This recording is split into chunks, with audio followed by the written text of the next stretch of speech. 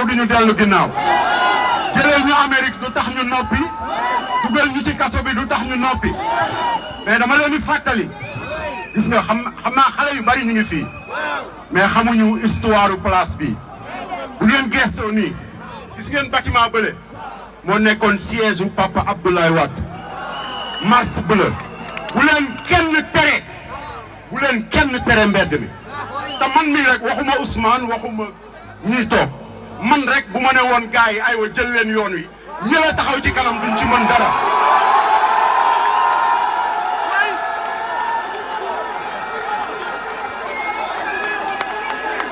sama gars yi dañoo cibb xorom Fatick ba xorom amatul Fatick léegi xoolal ñoo ngi ci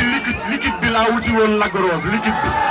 parce que il faut ñu sangu ko nit boo ko dumaa nangul ay duma mbaa mu naan non duma yi fan la ndomba yi jaar da ngay wut xorom sotti ko mbaa bineegar te loolu moo ci des